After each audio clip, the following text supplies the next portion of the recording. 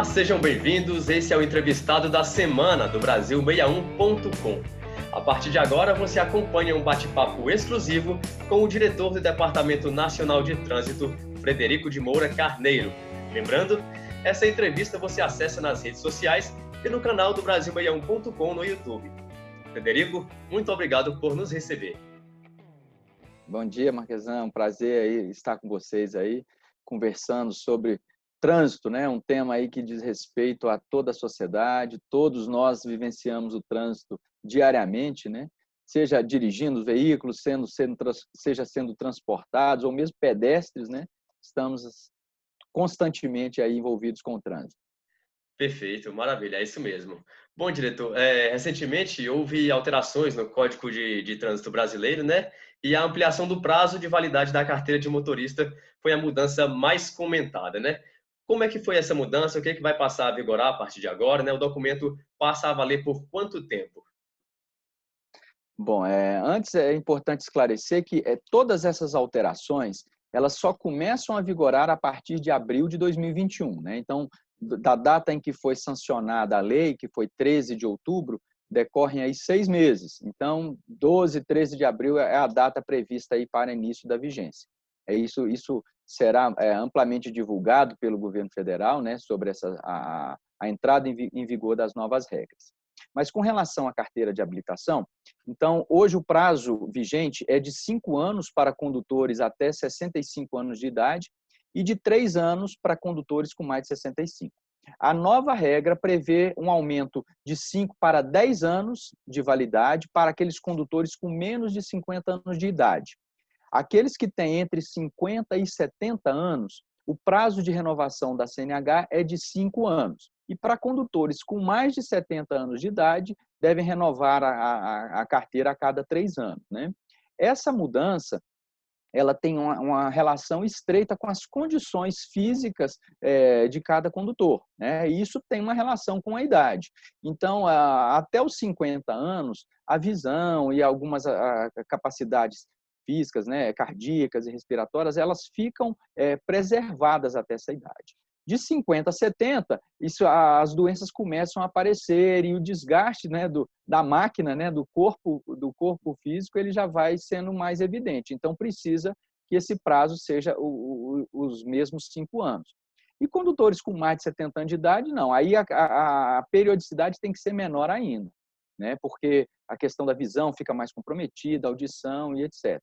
Agora, é importante chamar a atenção pelo seguinte: caso o condutor, ao realizar um exame de aptidão física e mental, o médico constate que ele tem alguma doença, né, degenerativa, alguma capacidade assim mais que requeira uma avaliação mais curta, né, com um menor espaço de tempo, o próprio médico pode solicitar. Então, por exemplo, um condutor que tem aí uma degeneração na visão, então, não pode esperar, ainda que ele tenha 40 anos de idade, ele não pode ficar 10 anos sem comparecer ao médico. Então, o médico vai lá e indica, olha, você tem um problema na visão, você tem que comparecer a cada 2 anos, a cada 3 anos, enfim. Cada médico, e conforme cada caso, a particularidade de cada condutor, pode estabelecer um prazo diferente disso. Perfeito. Bom, a próxima pergunta aqui em relação a infrações, né? Em relação à suspensão do documento por essas infrações. Houve alterações nesse ponto também? Houve também. Atualmente, a regra é porque, além da multa, né, a cada infração ela corresponde a uma pontuação no prontuário do condutor.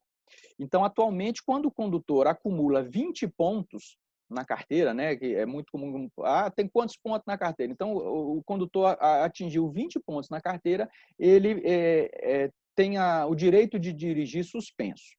Esse limite foi alterado. Então, com a nova regra, o limite passa a ser de 40 pontos. Mas tem algumas exceções, ou seja, o condutor não pode ter nenhuma infração gravíssima. Se ele tiver uma infração gravíssima, esse limite é de 30 pontos. E se o condutor tiver cometido nos últimos 12 meses 2 ou mais infrações gravíssimas, aí continua esse limite de 20 pontos. E tem uma outra exceção a essa regra, é para o caso dos motoristas profissionais. Então, são aqueles que exercem atividade remunerada ao volante. Por exemplo, motoristas de táxi, motorista de transporte por aplicativo, motoristas de ônibus e de caminhões, e de escolares, né, e outras categorias, esses condutores, o limite para eles é de 40 pontos, independente se cometeu ou não algum tipo de infração gravíssima, né? Então, essas são as novas regras que passam a vigorar a partir de 2021. Perfeito. Bom, e houve mudanças nas regras dos exames de aptidão física, né, e mental para a obtenção da carteira de motorista? Se houve, quais seriam elas? Não, essas regras continuam as mesmas, né? A única mudança foi com relação ao prazo de renovação, né? Então, essa é a única questão que está sendo aí alterada com relação a isso. Bom, certo. Então vamos seguir aqui a próxima pergunta, né? Se os motoristas flagrados em crimes causados por embriaguez terão as penas mais rígidas, de acordo com a nova legislação, né? E além disso, queria saber de você se houve mudança na lei seca para quem for flagrado dirigindo embriagado. Não, com a lei seca não houve alteração, né? Então, ela continua a tolerância zero para a combinação álcool e volante, né? Então, isso aí é até um ponto assim que merece destaque, porque o Código de Trânsito brasileiro é um dos mais rigorosos do mundo, né? Então, são poucos os países que têm essa tolerância zero com relação a álcool e drogas. Então, isso aí continua mantido. A diferença, como você mencionou, é o seguinte: caso o condutor tenha cometido assim, algum crime de trânsito associado ao uso de álcool ou drogas, então, por exemplo, uma lesão corporal, atropelou uma pessoa e estava sob efeito de álcool ou de drogas.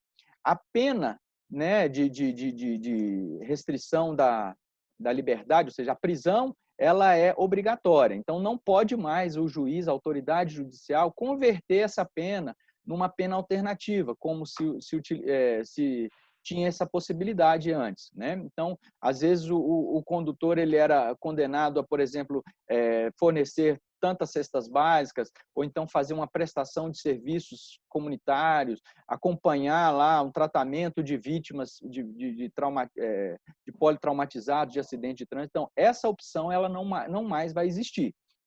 Então, aquele condenado por um crime de trânsito associado ao uso de álcool ou drogas, ele então terá que cumprir a prisão. Certo, perfeito. Bom, última pergunta então da nossa entrevista. O que deve fazer o motorista que teve a carteira de habilitação vencida durante a pandemia e não conseguiu renovar por causa do fechamento dos postos dos Detrans? Bom, a validade das CNHs durante a pandemia ela está interrompida, né? Então, todo condutor cuja carteira venceu do dia 19 de fevereiro de 2020 até agora, essa CNH ela continua em vigor. Tá? O Denatran e o Contran estudam um calendário, um cronograma para retomar essas atividades, né? Todos os Detrans no país já retomaram as suas atividades, ainda em escala reduzida por conta do isolamento e distanciamento social. Então, algumas atividades foram migradas todas pelo sistema, então é possível alguns serviços serem obtidos junto à internet, pela internet, por meio eletrônico.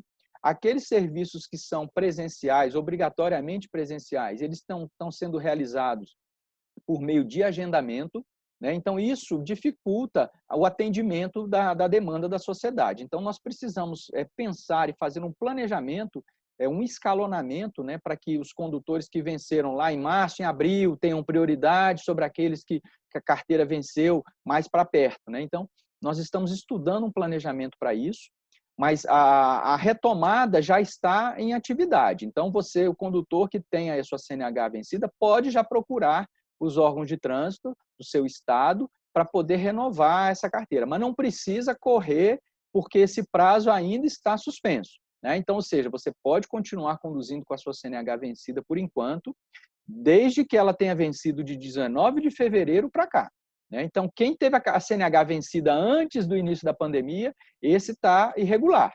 Então, esse sim precisa correr para o Detran para poder providenciar a regularização. Perfeito. Bom, chegamos ao final do nosso bate-papo. Eu queria, em nome de toda a equipe do Brasil61.com, agradecer pela sua atenção, a sua disponibilidade. Esperamos contar com a sua participação em outras oportunidades, tá certo? Então, nosso muito obrigado. Tudo de bom para você. Eu que agradeço a oportunidade, né? E seria realmente muito bom que mais para frente, perto da entrada em vigor das novas regras, a gente possa voltar a conversar, né? E colocar mais uma vez isso aí tudo para os seus ouvintes, né? Para quem nos acompanha, e possa esclarecer à sociedade o que vai mudar e como serão essas mudanças.